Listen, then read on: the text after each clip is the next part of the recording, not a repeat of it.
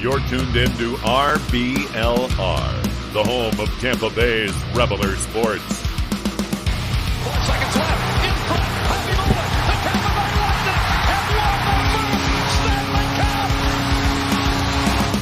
And the Tampa Bay Lightning have won the Stanley Cup.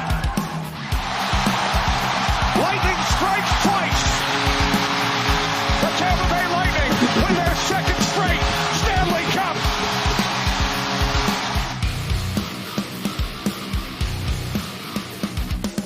Hello, everybody, and welcome back to RBLR Lightning. As always, my name is Jake Ricker. Alongside me today is Matt Gannon. Joe could not be with us today, but he'll be back hopefully soon. Matt, welcome to the show. First and foremost, how you doing today, my friend?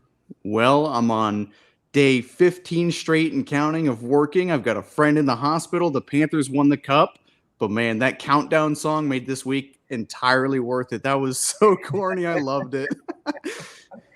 Yeah, listen, our producer Eureka has gone down too far gone too much down the rabbit hole with these AI songs. I don't know what's going on anymore, but hope you guys did enjoy it. Listen, it's going to be an action-packed episode for today. We got a lot to talk about. We got the NHL awards coming up. We've got the draft coming up. We've got free agency coming up. There's so many things going on, all happening right now in the NHL. Of course, Stanley Cup Finals just ended, as Matt mentioned. We'll hit on that a little bit, but it's going to be a fun episode.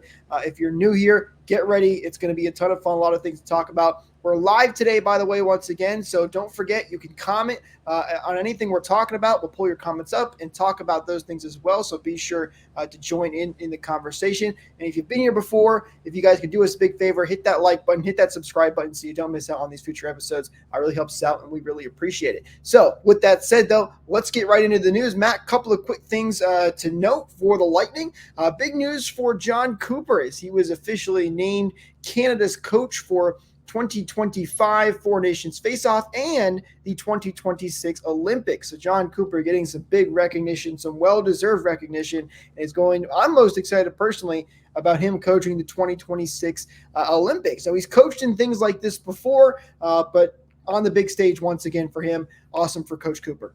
Yeah, I didn't know he got voted to the Olympic squad as well. I mean, obviously, it's going to translate, if you're going to be doing a best-on-best tournament. So that's really cool that Coop got the nod for that as well. I'm kind of curious on who his supporting staff might be. Of course, unanimously, it's probably not up to a vote. It's up to the GM. But, everybody would vote John Cooper as the head coach. But I'm curious on who his supporting staff might be. I think it'd be cool, if he gets St. Louis up there too, maybe Paul Maurice as well, a couple of winning coaches and a good buddy of his. So what an honor it is. I'm obviously going to be cheering USA on this one, but it's still really cool that Cooper has the opportunity to coach two, best-on-best tournaments.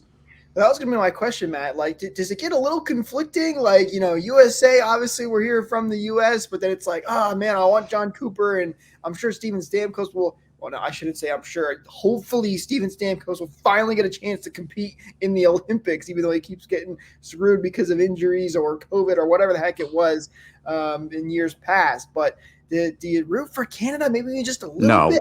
I'm with you. I think you go USA. If for some reason USA is not playing or they're out of it, and maybe you root for the Lightning guys. You might not agree with this, but it's like, with the final, with Edmonton versus Florida, I can find a little bit of good in everything. At the end of the day, you cheer for personalities. Of course, I'm going to be cheering for the USA, of course. But, if John Cooper gets a gold medal, that just really does cement his spot in the Hockey Hall of Fame, as a coach. So, and there's, Lightning players that are going to be on that team, like, probably Steven Stamkos, probably Braden Point. So I think that'd be really cool. At the end of the day, cheering for these guys getting international success, whether it be in the Four Nations face-off or the Olympics as well later on down the road. I think it would be really cool regardless. You can find a little bit of good in everything, I think. No, that's a good point. Could you imagine a Canadian and Russian final in the Olympics where you got Vasilevsky and Kucherov facing off against Stamkos and Point and Coop on the bench just across the way? That would be pretty entertaining for Lightning fans anyway. when it comes to watching their players on the big stage. But congratulations to Coach Cooper. Very well-deserved nomination. It'll be exciting to watch him on the bench for those big events. Also, some other news relating to jerseys, as Fanatics has officially taken over as the official On Ice partner. I know. So Fanatics, if you don't know, has been talked about a lot lately. Let's just put it that way. When it came to their takeover with the MLB uniforms, also Fanatics in the past has not had a good reputation when it comes to their merchandise. A lot of people say it's cheap.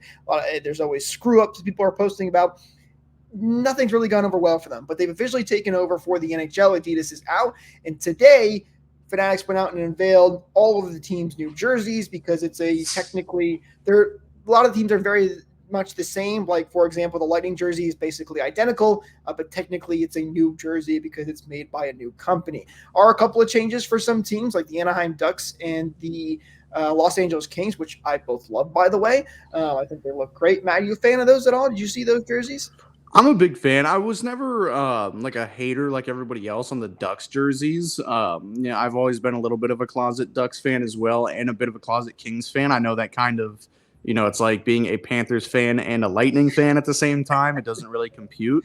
Rivals, But I never really hated, the I guess now, old uniforms for the Ducks. But, I do like this, refresh, rebrand a little bit better. Everybody loves the cartoony duck, and the LA King.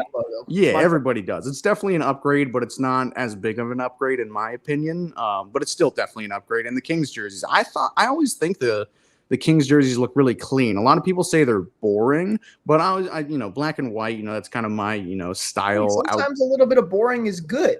Exactly. The Lightning jerseys, I'll admit, I think they're kind of boring, but keeping it, they're come on. There's not a whole lot to them. No, you're right. No, I'm agreeing. Like, yeah, it's a little boring. Simplicity, for the most part is good. So, even though the Ducks one's a little out there, is probably not the right way to put it. It's a really clean jersey. I like the way they did, their striping and then the sleeve design and all that. And the Kings jerseys, they look clean. I like the OG look, the retro look to them as well. So both are really good looks. And I guess, the biggest thing I can say about the Fanatics takeover, at least for the Lightning jerseys, I'm going to wait to really criticize these jerseys. Again, they're going to be made in the same factory that Adidas were pumping out their jerseys in, and the Adidas jerseys, they were great. Big fan of them. Yes. I think everybody was. So hopefully, the process stays the same. I don't really know how the jersey making process, what's involved in it, but it being, held in the same facilities and all that, probably a lot of the same workers there, same robots. I don't know how it goes on, but hopefully the jerseys, at least for a couple of years, stay, pretty decent, pretty good. And again, for the Lightning, no design changes at all. If there's any silver lining to it, we are still one of the few teams that has not gotten taken down by the jersey patch. I know Chicago, they just got one of theirs. At least it kind of, matches. It's a white-ish logo. But thank the Lord above that the Lightning have not fallen victim to the jersey patch yet.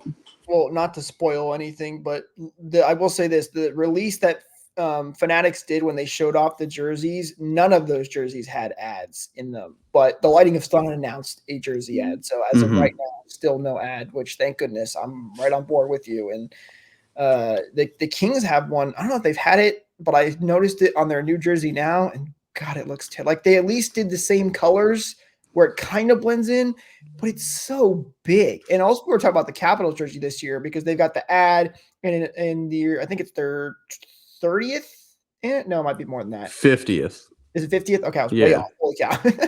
Point being, they have an anniversary patch and the ad on their jersey. People are like, where's the C and A going to go on the Capitals jersey?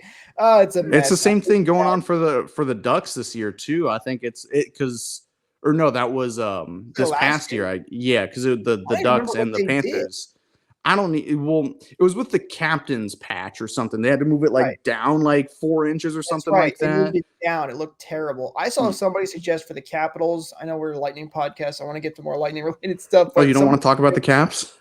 No, I don't. But I do want to mention this because it was really cool. And somebody suggested that for the Capitals, since they have a C and an A in their name, they should highlight the C or the A red, depending on like, so Ovechkin would have a red C, which I thought that was kind of creative. Like, hey, you got to come up with some kind of solution. I was like, that's not a bad idea. So I thought I'd throw that out there real quick. That would be cool. Instead, yeah. they're going with a giant L. I don't know if you saw their 50th their 50th anniversary logo. They're going with an even bigger L than they currently have on their jerseys. So, oh my goodness, that is hilarious. I will say last thing about the Fanatics jerseys that pertains to the Lightning. There's going to be 4 different styles of jerseys that you can now buy.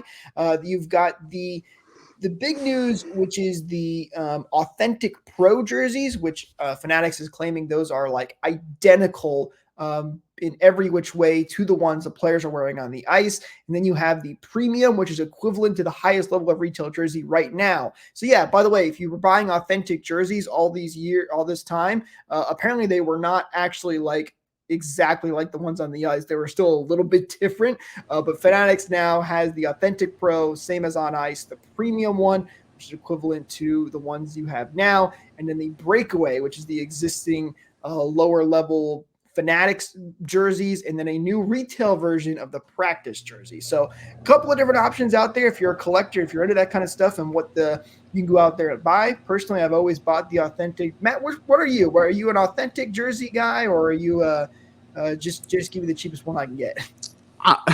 I'm a fake jersey guy. Fake jersey guy? The only authentic jersey I have, I don't know, can you call it authentic? I bought it at Amalie Arena at the pro shop. Is that like a okay? Well, no. Now that's the thing, though, right? So with Adidas, what Fanatics says anyway, with Adidas is authentic. Mm-hmm. They were not exactly the same as the on ice jerseys. Yes.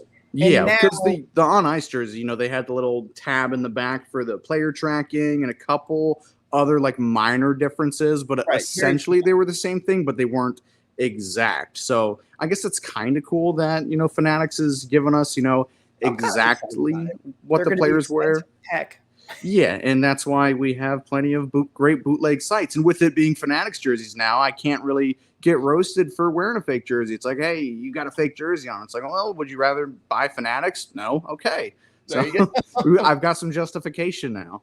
I'm a sucker for authentic things. I have all authentic jerseys. My wallet does not forgive me for that. But so I don't think I'll be able to afford the authentic pro ones because I've heard they're really expensive. I don't know what the exact pricing is on them, but I'm an authentic jersey guy. But that's just me. Yeah, the only authentic one I have is the Vasilevsky jersey. Everything else is nice. A bootleg. That's a good one to have, the one authentic that you do have for Vasilevsky. That's a clean jersey. But hey, if you don't want to go over to Fanatics and spend all that money on those authentic jerseys and take the risk of those coming back and looking really weird, you can head over to shop.rblrsports.com and check out our awesome team-inspired merch from the Lightning, the Rays, the Bucks, the Rowdies, you name it. We've got it covered here for Tampa Bay. Again, shop.rblrsports. Links, as always, are in the descriptions. And for you guys, you can use code BOLTS to get 10% off your order. So be sure to head over there and check out the awesome team-inspired merch that we've got over there for you guys. All right, let's continue on here and get into some of the more Lightning-centric news today. We're going to start off with news/not news, because by the time we do the next show, which will be on July 1st as the planned date for us, which is the start of free agency, and things can start kicking off there. So we got to talk about Steven Stamkos, Matt. We're still waiting. We've had a couple other minor signings going on, but nothing with the name of Steven Stamkos atop of the tweets. And the reports coming out are, well, I can't even say reports. Basically, there were some people that came out and said today, oh, Steven Stamkos' camp, it's business as usual, and he can become a unrestricted free agent on July 1st. That's nothing new. We already basically knew that. So there's still no news on Steven Stamkos. We're still playing the waiting game. Matt, I don't know about you, but I feel exactly like I did last time Stamkos had to sign a contract extension, and he literally signed it, I think, on July 1st. I remember driving in my car, listening to NHL radio, and then hearing that announcement and getting over the moon excited for it. But still waiting right now. We'll see what happens to Steven Stamkos. That's basically all we got. Yeah, again, we're just playing the waiting game. I'm still kind of, I'm taking the optimistic route here and saying, maybe, July 1st when it's possible. that they're going to come out with matching deals for Steven Stamkos and Victor Hedman. I might be lying to myself here. It would be really nice. I know Victor, he's got an extra year on that deal, but still to come out with, two identical deals. These guys are bolts for life. These are our core. I think that'd be a really cool way to, splash free agency and maybe, another, cheap signing somewhere, on the same day or something to fill in some of the empty spots we have. Especially on defense. I think that'd be really cool. That's kind of what I'm hyping myself up to be. Again, I'm still pretty confident we can bring Steven Stamkos back. I wasn't necessarily around, or I guess I was around, but I wasn't really in tune with how big of a deal that the Steven Stamkos free agency back in 2016 was. That was kind of right when I started paying attention. That was way bigger than it was than this year. Yeah. That was a whole different ballgame. Exactly. I know. It's two different players. It's 8 years ago or whatever.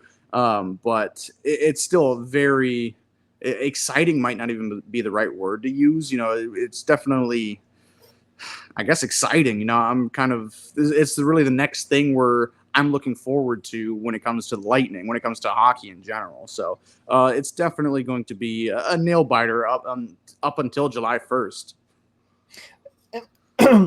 Excuse me. And listen, for what it's worth, my personal opinion, I still fully expect Steven Stamkos to be back. I would be surprised if he doesn't get signed. I don't think that them waiting this long doesn't mean anything because, like we mentioned earlier just now, that it's happened before like this, so this is not out of the ordinary. And usually when guys are going to test the free agent market, the reporters will come out and say that. Like there's been some reports on a couple other guys like, hey, they're going to test the market on July 1st. That has not been said for Steven Stamkos. So at the very least, the negotiations are still ongoing. It has not been said that he is definitely going to go in free agency and test the market. So just because it goes beyond July 1st, yes, team can start talking to him. That doesn't mean he's not going to sign. So don't think if July 1st hits and Steven Stamkos has not come out with a new deal, that does not mean he is out with the Tampa Bay Lightning. That should be noted as well. And with, no reports of, Steven Stamkos is going to test free agency. I'm not sure who his agent is. I can't remember off the top of my head. Do you know, Jake? I don't know. A lot of agents, they, barter and try to, publicize what their player wants to do in effort for, more money. If a team knows they're going to test free if a team knows they're going to want to test free agency, you can get more out of the team that still has their rights or something like that. Like, hey, you better not lose him or something like that. So I guess that's kind of a good thing that we're not hearing anything on that end of it. Kind of like, Mitch Marner's agent, Darren Ferris, he advertises his client a lot through the media, through Twitter, whatever it might be, saying like, oh, he's going to want this price or something like that. Or here's what's going on with this situation. We don't see a lot of that. We're not getting a lot of that. So I guess that's, kind of a good thing. I don't know if you saw this in the chat, Jake, but a horrible thought did come over me and Michael's mind, with Detroit, dumping Jake Wallman. I think he was, somewhere in that $3 to $4 million range, getting rid of him for nothing. Who's a good player. You could totally recoup assets for Jake Wallman. They paid to get rid of him. Steve Yzerman knows Steven Stamkos pretty well. He was the guy that signed him to his last deal. Don't you even speak that into existence. How dare you, Matt? We have to explore all possibilities, Jake. So it's a horrible thought, but listen, you know how many jersey swaps I've already seen of Steven Stamkos like in a Toronto uniform all over again? Even though we already did this once, that there's things all over the place about where he could possibly go. That would be an interesting one, though. Him going to Detroit and reuniting with Steve Yzerman. I would not like that one bit. But listen, I still fully expect him to sign. And for what it's worth, since I'm talking here and I don't have the most credit when it comes to those kind of things, but Diandra, who covers the Lightning and does some reporting for different various sites, she said as well she fully expects Steven Stamkos to be back. Again, we're not plugged in to that type of their agents and Steven Stamkos and what he's thinking, but for what it's worth, most people are still expecting him to resign. So hopefully sooner rather than later, so we don't have to sweat and wait it out. But with July 1st, we should also mention free agency. Now, the Lightning obviously do not have a lot of cap space. We've known that for a while now, and they're going to be up against it like what it feels like every single year. They've never got any cap space. They've got about $5.3 million right now. A lot of guys that still need to be re-signed, though. Matt, is there anybody in free agency that you might have your eye on? Because I think there's, listen, the Lightning are not going to have a lot of cap. But, if guys like I'm blanking on his name right now, but listen, they're going to lose a couple of forwards.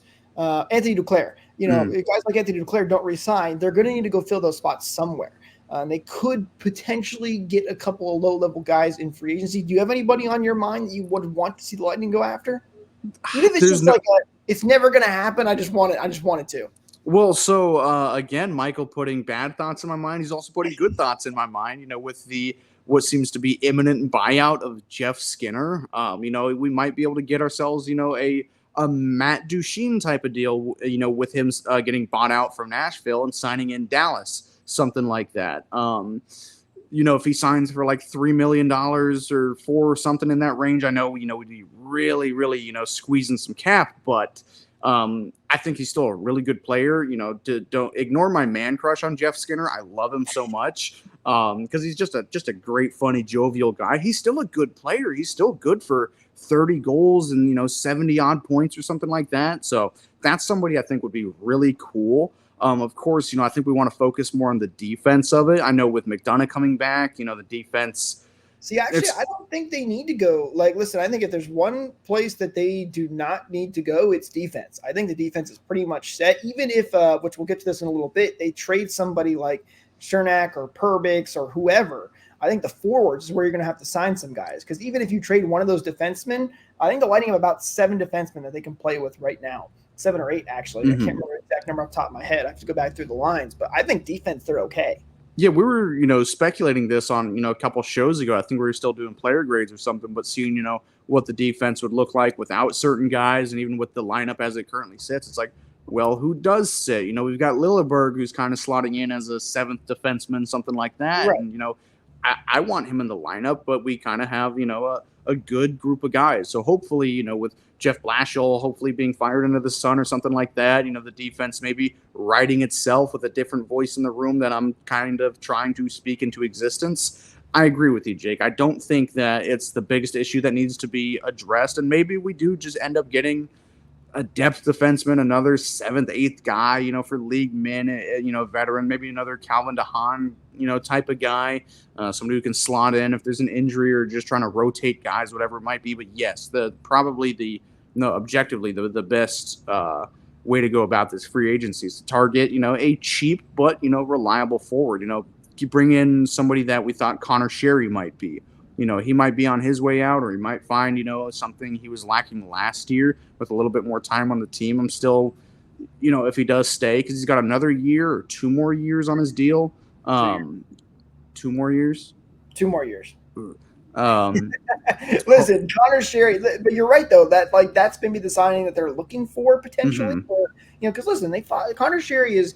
I know he had a really bad year, and everybody's really down on him. He's still a decent player, though, and he had some good years in the past. Hopefully he can find that level next season, but that's what the Lightning had hoped for him when he came in. Obviously did not work out the way they wanted it to, but I think you're thinking or looking in the right direction there, especially with also those guys that have been previously bought out. Could they get Jeff Skinner? Maybe that's a little more of a stretch, but those are the type of guys who are getting paid by other teams and making a decent amount of money that the Lightning could go in and say, hey, listen, come down to Florida. You get the no state income tax, and then we'll sign you to a cheap deal. You're already getting paid by Buffalo anyway, and you can get them for cheap. Those are the guys that they could actually go out and get in free agency, considering they have basically no cap. And again, a lot of this depends on what does Steven Stamkos sign for? What are the extensions for a possible Victor Hedman extension? There's a lot of things that we don't know, and unfortunately just won't know until they happen. And we just sit here and wait. Jake, what was the last time, the last time a player was bought out from Buffalo and signed with the Lightning? What happened? Oh, are you talking about Zach Bogosian? Of course I'm talking about Bogosian, who won the Cup that year. I think history doesn't repeat itself, but it rhymes, and I'd like to rhyme our way back to the Stanley Cup Finals and win with Jeff Skinner hoisting that cup. If signing Jeff Skinner means the Lightning are winning another cup, I'm all for it. Sign me up, baby. That's And also, at the time of that signing, Zach Bogosian had yet to ever play a playoff game. Jeff Skinner's yet to ever play a playoff game. So I see something blossoming here. You know what? I'm going to speak this into existence as well. Jeff Skinner signs with the Lightning for $3 million for 1 or 2 years, and we lift the cup in Tampa with what number is he? with Jeff Skinner on the team. 29? Well, all right.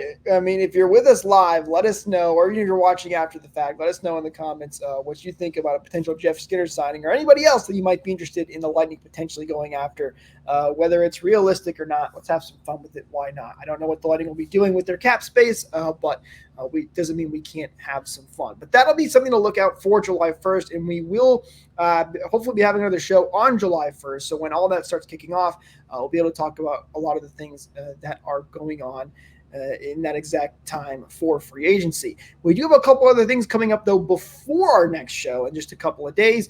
Matt, let's start with the NHL Draft. That is happening on Friday, June 28th, starting at 7 p.m. And then on Saturday, June 29th, I believe it's rounds 1 and 2 on the first day. Or I think it's just round one, and then it's 2 through 7. Is the next day. That's correct. So the draft is coming up for the Lightning. Now, technically, we do not have a pick until the 4th round. So really, the Lightning draft is happening on the 29th, but things will be going down in the first round starting on the 28th. If you're wondering what picks the Lightning have, I will give them to you now. The Lightning have the 4th round pick from the Edmonton Oilers, which, by the way, could have been a 2025 4th round pick, but because Edmonton did not win the Stanley Cup, we get the pick this year in 2024. So they've got the 4th round pick from Edmonton, a 5th round pick, a 6th round pick, and 2 7th round picks from Chicago and Minnesota. So which picks do we actually a Lightning pick this year? Do you have that? The 5th and the 6th. My God. And that Edmonton pick, that's going to be the second to last pick in that round. So that's essentially, an early 5th as well. Wow, this is a dry draft for the Lightning. I know it's been like that for a while, but man, this one is dry.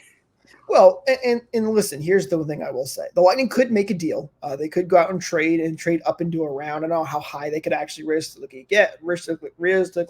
But listen, there's a couple of guys, Tanner Jeannot, Connor Sherry, Eric Chernick's name has been thrown around a couple of times in reports that the Lightning could be shopping them. So if one of those guys goes, maybe they do get a draft pick back for one of those guys. So they could trade up. Doesn't mean that they will. I kind of find it a little unlikely. Also on TBR, on the Bolt Report, we've been counting down some of the best Lightning steals in draft history. I've liked that series. That's a good series, Jake.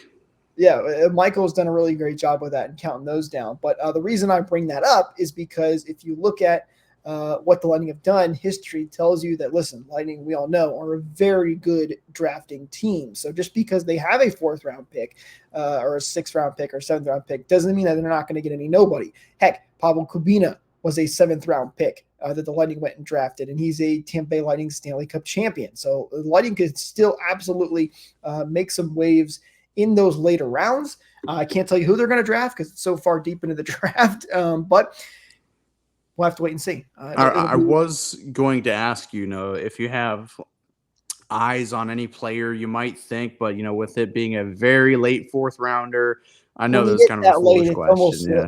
Almost a dartboard throw. I mean, you can look at what the Lightning need.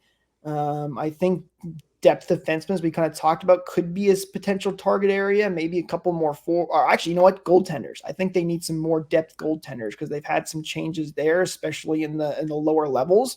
So maybe a goaltender pick. I would not be surprised Lightning to go after 1 or 2 goaltenders. That's actually a really wise pick, Jay. Because didn't Hugo Alnefeld, didn't he sign overseas? Yes, he did. He went overseas. So the Lightning lost.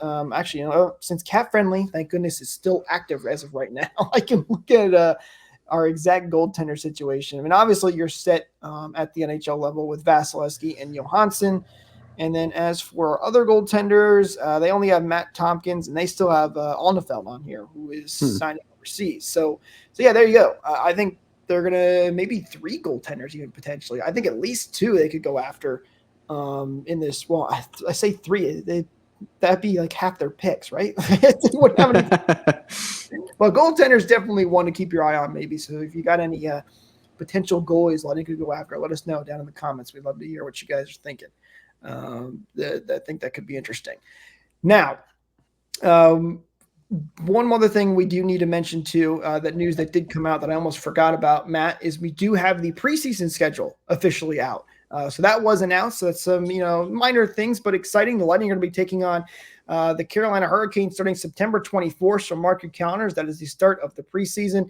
Your typical opponents with Florida, Nashville, and Carolina. The Lightning also are going to be playing a couple of home games. They got 3 away games, and I believe they're also still going to be, they'll be playing their game in Orlando as they always do. Now at the called Kia Center, not the Amway Center anymore. Such a weird name change that they went to the Kia Center instead of Amway. But that on September 25th against Florida. That's always a fun game. I got to go to that last year. And as we know, the Lightning and Florida rivalry is always so much fun to go. Even the pre. I've gone to a couple of Panthers Lightning games in Amway. I've never gone to the Orlando games, but for whatever reason, the Orlando games are always a bloodbath. Even for preseason games, they're always. I remember going to the game last year, and it was feisty as ever. Yeah, I thought it was a regular season game. And the year prior as well, like it's always a bit of a bloodbath ever since 2021. Ever since that initial first round series against the Panthers, these preseason games have been almost as good as the regular season games, almost as good as these playoff games when it comes to the pushing and shoving. So I'm not going to lie and say, oh, we don't want to see that. We want to see that. Even if it's a preseason game, we want to see that. It's always fun. I was all into it at the game. I was up and cheering as well as ever, even though it was a preseason game. So if you're in the Orlando area, I highly recommend you go check that out. It is a fun time, a little bit of a change of environment as well. And hey, the Lightning are playing on September 30th again, which is on my birthday. Now, I think they do not have a very good record on my birthday, so maybe that's a bad thing. Maybe they can break that streak finally. But, our producer, Eureka, also tells us that Nick, who's been writing some awesome articles for us on RBLR Lightning, I highly recommend you go check those out if you haven't already. He's naming a guy at every pick on his article that's publishing tomorrow. So be on the lookout for that. You can follow us at RBLR Sports or at RBLR Lightning so you don't miss that when it does come out. So be sure to go check that out as well. All right, Matt, one more thing that we got to talk about, which is happening tomorrow. It is everybody's favorite thing to watch. It is the award show. This is happening tomorrow on the 27th in Las Vegas. And, of course, the big news for the Lightning is going to be Nikita Kucherov, who is up for 2 trophies, the Ted Lindsay and the Hart Trophy. Will he win those? I don't know. We're going to have to wait and see. Matt, will you be watching?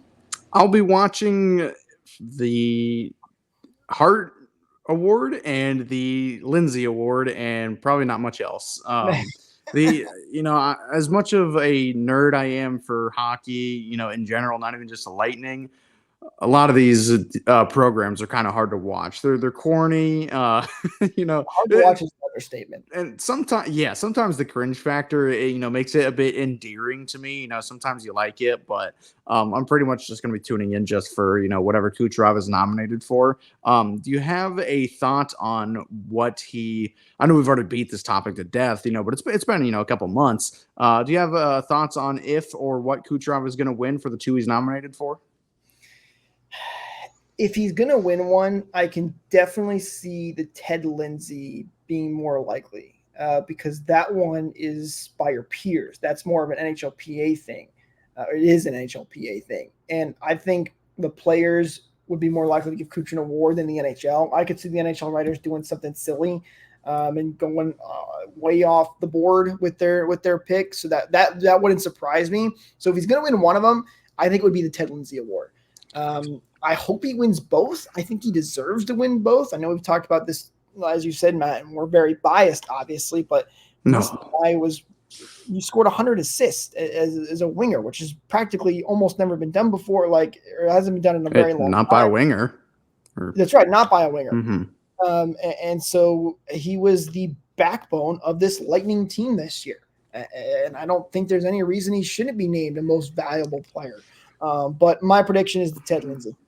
So I'm the opposite. I think he's going to win the Hart because objectively he was the most valuable player to his team this year. He had the most points. He had them tied for the most assists. He was without a doubt, by definition, the most valuable player to his team this year. To me, if I had a vote, it would go to Kucherov. As unbiased as I'm definitely not. If I was voting unbiasedly, it would go to Kucherov. But the Ted Lindsay Trophy is the most outstanding player as voted on by your peers. They're Or technically like a little bit different. Yeah. yeah, however the verbiage is, but it still is a different trophy. And to me, if I was a player in the league, I would vote for Nathan MacKinnon because the way that both of those guys play their games are night and day different. Kucherov, he's cerebral, he's silent, he's an assassin, whereas Nathan MacKinnon, he's brutal, up front, in your face, the way he plays his game. It's a much more entertaining style of game where he turns on the jets and just powers his way through defenses and stuff like that, and it's such a more flashy style of play, whereas Kucherov, again, it's just quiet and subtle, and he just kind of snakes his way and sneaks his way into things. But if you have, I'm going to sound like such a snob, but like an appreciation for the game, you can notice the little things that he does. I've joked and called him, the little thing king in the past, because he makes these little subtle plays that go unnoticed by so many people, even seasoned hockey fans like us, even professional writers. Even he wows John Cooper a lot of the time. How he speaks about Kucherov, he's like, I didn't know he had that in him. They're just two night and day players, but when it comes to everybody's inner caveman brain, like, ooh, that guy goes fast and he can score really cool goals and all that. So I think the players will probably side for MacKinnon when it comes to the Ted Lindsay. Yeah, probably the more outstanding player this year, more fun player to watch. But when it comes to value, who was a bigger asset to their team this year, who elevated their teammates more, it was Nikita Kucherov. And I'll die on that hill. I think that's the way the voting should go. I think that's the way the voting might go. I'm not entirely sure. I give a lot of these professional hockey writers, crap for some of their takes. A lot of them are extremely biased, as you could see in some of the playoff MVP voting, the Conn Smythe voting. If you're a local, just all the voting all the time. If you're a Boston sports writer, even if Patrice Bergeron didn't play this year, and I'm sure he's going to get a heart vote from somebody, from somebody in Boston. These writers are biased, so that's the way I think it's probably going to shake out. The way it should shake out is Cooch, Hart, MacKinnon, Lindsay. You know what, Matt? That was poetic. I mean, that was really well said. I mean, that's great logic, and I think you're absolutely 100% right. So basically, we kind of think the same, except I'm not as confident in the writers, and I think that's why Cooch won't win that trophy. Even though he deserves to win it, the writers are going to do something ridiculous.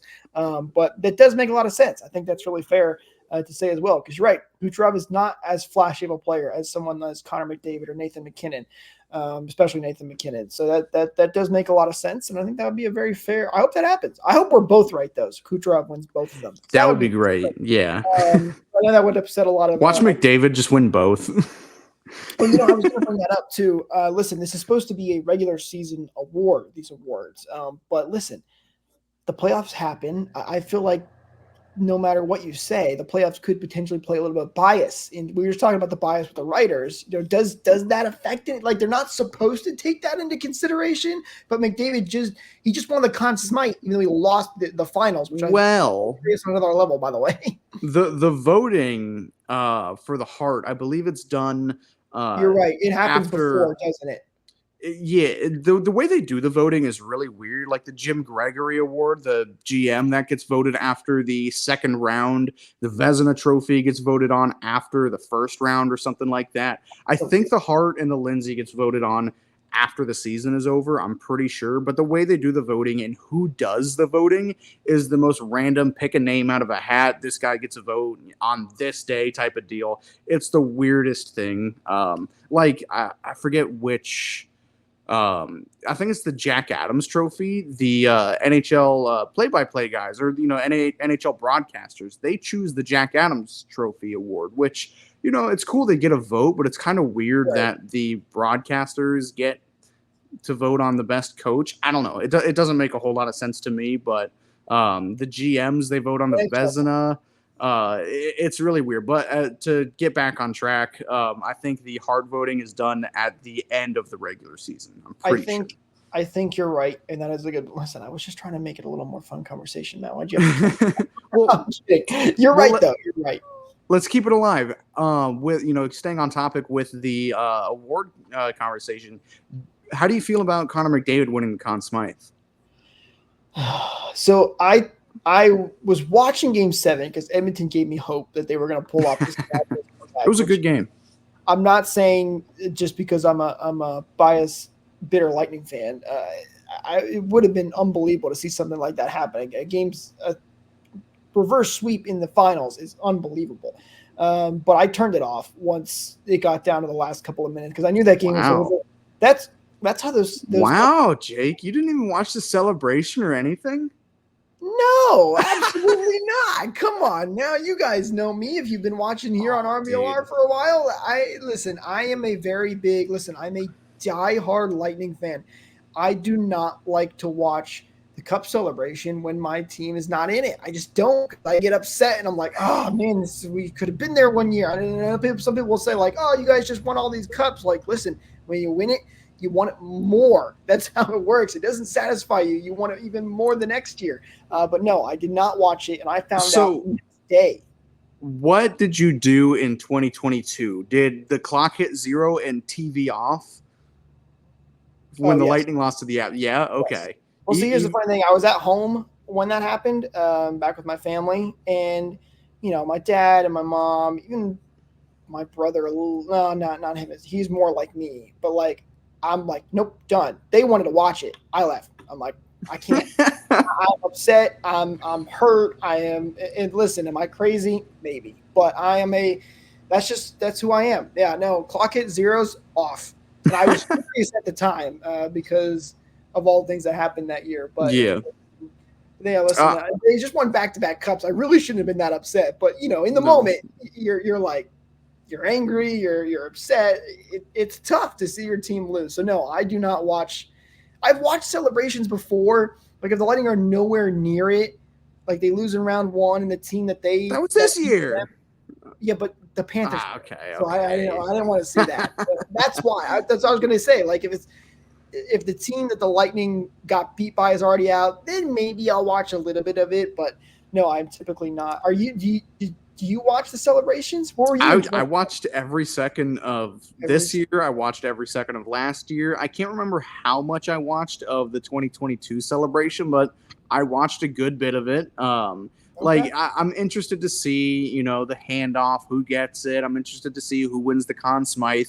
2022 it was a hard pill to swallow, but I remember I did watch, a good portion of it at the very least up until the Conn Smythe, or I guess past the Conn Smythe because they get the trophy, the Stanley Cup after that. So, I can't officially answer your question. By the way, I laughed when I found out because I can't remember. I haven't looked, and I need to. Has that ever happened before? I think it has. Yeah, the last time it was 2003. It was J.S. Giguere who absolutely deserved it. He willed Anaheim to the finals, and he was terrific in the finals. Before that, so I think this is the 6th time it's ever happened. In the 5 times prior, 4 of them were goaltenders, and the only other one was Reggie Leach. He was the only forward to do so, and he had like an insane amount of goals in the playoffs. And I think goaltender winning the Conn Smythe in a losing effort is very, very interesting to me. Well, I mean, if you're, I guess they're all close, super close games. People are still making the argument for Carey Price, like in 2021. Vazzy 100% deserved it. Price, kind of fell apart in the finals. The Lightning figured him out, easier than any other team could in the 3 rounds prior. But people still make the case he was still a fantastic goaltender, but he didn't steal series. He might have stole games, but he didn't. You lose in 5, you can't really make the argument. I think we lit him up for 5 goals in the first game and 4 goals the second game and 3 goals the third game. Like it was not a great showing in the finals. That's why Bob didn't get it. If he could continue being Bobrovsky in rounds 1, 2, and 3, award up until game 5 or game 4 when they put 5 past him, but 8 up on the board. I lost $50 on that bet. I put money on Bob. You were ready for it, yeah. Hey, up until game 4, yeah, you're right. Game 5, you definitely lost. But game 4, once that happened, it's like, well, I don't know anymore. And so, Jake, at the very least, now I can say, the Lightning have triple the cups that the Panthers have because now it's 3 times 1. It's not 3 times 0 anymore. So we have triple the cups they have. And the Panthers have 0 Conn Smythes in their trophy cabinet. The Lightning have 3. Come on. I will say this. Listen, if I was giving out the Conn Smythe, I would have given it to a Panthers player. I just have a hard time giving a Conn Smythe to a team that lost the finals. Like, at the end of the day, I feel like if you're getting the Conn Smythe, your team should have went all the way and won it. Maybe that's an old way and a wrong way of thinking, but that's just me. Listen, Connor McDavid had an unbelievable run in the playoffs this year. He set the record for most assists yeah, in a single season playoff. And he was 6 away from Gretzky's record, or 4 away, whatever it was, something crazy like that from the overall points record, which is just to even sniff that guy, to even get near a record of his and break a different record of his. That's unbelievable company. Yeah, no question about that. But I'm still very much of like, listen, at the end of the day, didn't get it done when it needed to be done. It's a playoff MVP, not a finals MVP, though. Yeah, but still, like maybe that goes back to Bobrovsky a little bit. Like, hey, he did play a great Game 7, and he was, I think, 90% of the reason that the Panthers got to the finals in the first place. Look at me talking nice about the Panthers. What's going on? Right? What is this? But even if it is a playoff MVP, like, I think Bobrovsky was 90% of the reason they got there, and he did come through in Game 7 when they needed it the most. So, but hey, listen, Connor McDavid got it. I'm not saying he didn't deserve it, but I just thought it was a little funny that it went to the losing team. You want to know something even funnier about Connor McDavid's run this year? What's that? Connor McDavid had 2 more points in these playoffs than Pierre-Luc Dubois had all season, over 82 games. I saw that stat, and that was crazy, 42-40. SDPN with Steve Dangle and all them, we're talking about how Connor McDavid's playoff points could have been like 3rd or 4th on some of these other teams, like for Ottawa or San Jose, I think it was. Like, his playoff points alone would have been like the 3rd most on those teams. That's crazy. It's hilarious to think about.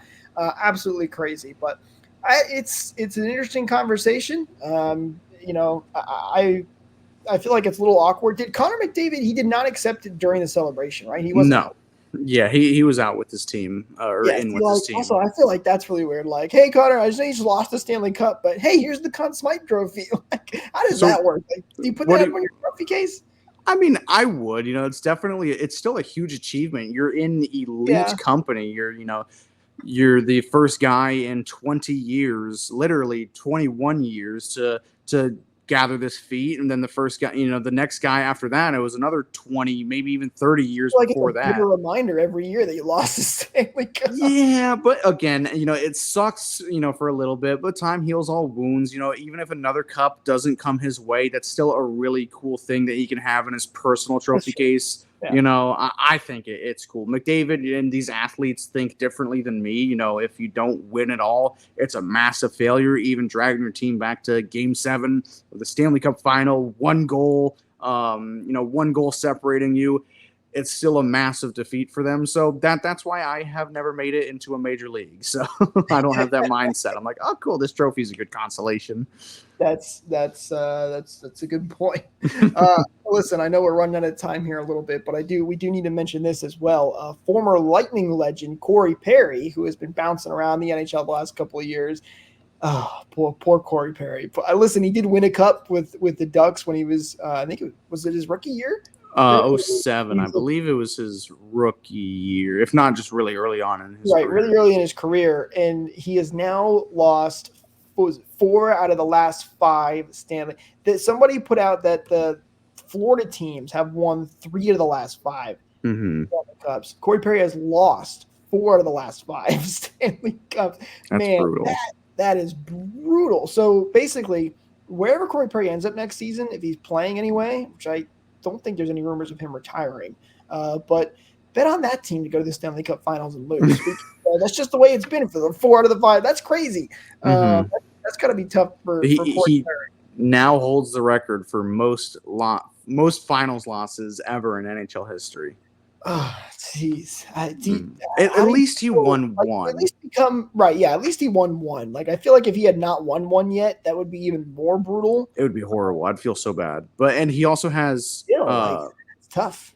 He also has an Olympic gold medal, so that's also a really cool. And he's actually part of the triple gold club, so I think he has Olympic gold in juniors as well, or not Olympic gold, but World Junior Championship. So his trophy cabinet and a Hart Trophy and a Rocket Richard or something in there. His trophy cabinet isn't really hurting, but it still does suck a lot for Corey Perry. Well, it's like I said earlier, right?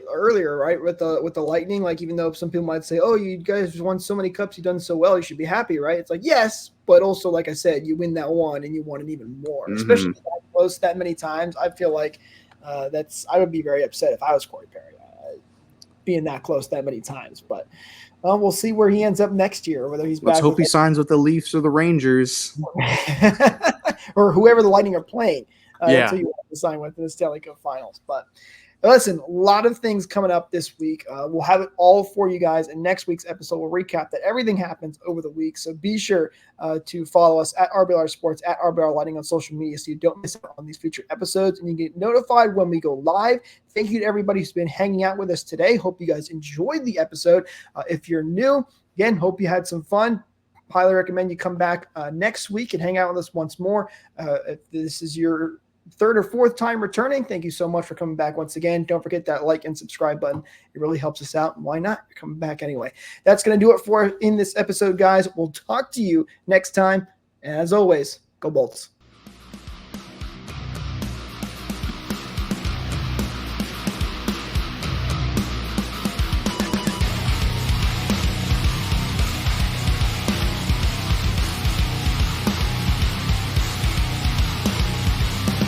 Thank you for tuning into this presentation by RBLR Sports. On your way out of the stadium, please remember to like and subscribe.